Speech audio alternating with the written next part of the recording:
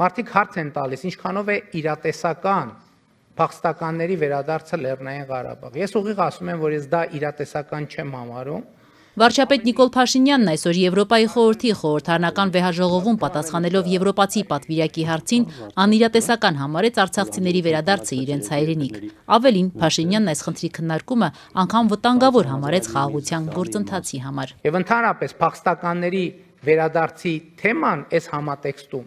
բոլոր փախստականների վերադարձի թեման, ես համարում եմ վտանգավոր խաղաղության գործընթացի համար, որովհետև կոնֆլիկտները, այդ թվում Ղարաբաղի կոնֆլիկտը սկսվել է, թվում է հումանիտար պարզ հարցերի արծարծմամբ եւ վերաճել է բոլորիս հայտնի երկարատև կոնֆլիկտի։ Հիշեցնելով, որ Հայաստանն ու Ադրբեջանը ճանաչել են միմյանց տարածքային ամբողջականությունը, ինքնիշխանությունն ու սահմանների անխախտելիությունը Ալմատայի հռչակագրի հիման վրա, Փաշինյանն ընդգծեց, որ պետք է կենտրոնանալ հենց այս բանաձևի վրա եւ չանդրադառնալ վիճահարույց հարցերին։ Եվ առաջիկա տասնամյակներում, եթե շատ ուղիղ եւ գուցե ոչ այդքան դիվանագիտական լեզվով ասեմ, Հայաստանն ու Ադրբեջանը պետք է պարզապես հանգիստ թողնեն իրար եւ պետք է կենտրոնանան տնտեսական համագործակցություն եւ քայլ առ քայլ երկխոսություն կառուցելու վրա։ Ինչ վերաբերում է արցախցիների ճակատագրին, ապա Հայաստանի վարչապետը ԵԽԽՎ-ի առջև ներկայացնելով իր տեսլականը նշեց, թե միջազգային հանրության աջակցությամբ Ղարաբաղի փախստականները պետք է հաստատվեն Հայաստանում, որպես Հայաստանի քաղաքացիներ։ Փաշինյանն ասաց, թե արցախցիներին արդեն իսկ տներով ապահովելու ծրագիր են սկսել, որը թեև դժվարությամբ է աշխատում, բայց հույս ունեն, որ առաջիկայում այն ավելի արդյունավետ կգործի։ Ղարաբաղի մեր հայրենակիցները պետք է տնավորվեն Հայաստանի Հանրապետությունում եւ որպես Հայաստանի Հանրապետության քաղաքացի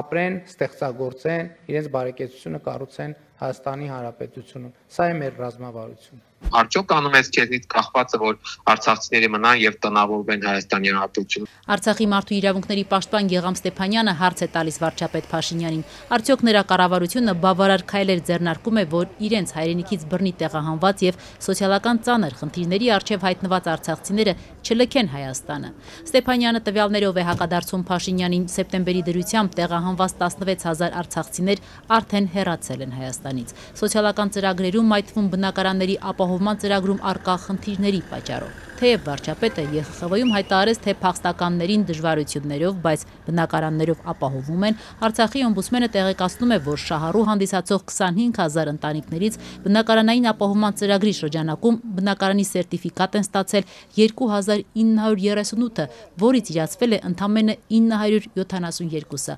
այսինքն 25000 շահառու ընտանիքներից անգամ 1000-ը դեռ բնակարան չի ստացել։ Լեռնային Ղարաբաղից տեղահանված արցախցիներից զգալի մաս ի դեպ այս տարվա հունիսից կառավարության որոշմամբ զրկվեց 50000 դրամ աջակցությունից։ Ըստ Գեգամ Ստեփանյանի, եթե մինչ այդ ֆինանսական աջակցություն էր ստանում 100,000 մարդ, ապա այժմ նրանց թիվը կրճատվել է կիսով չափ, նվազել է նաև տրամադրվող գումարի չափը։ Հետևաբար անգամ այդ պնդումը, որ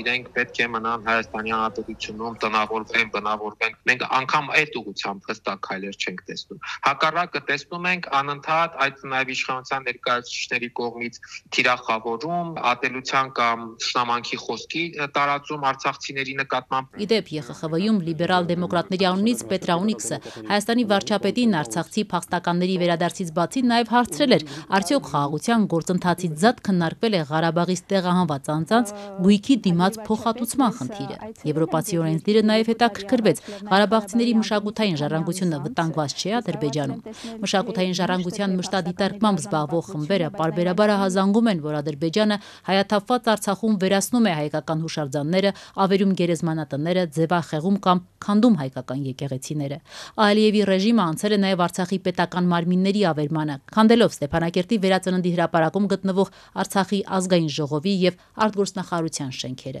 Հարգելի վարչապետ, ես այցելել եմ ձեր երկիրը 2 տարի առաջ Լեռնային Ղարաբաղի անկումից մի քանի ամիս անց։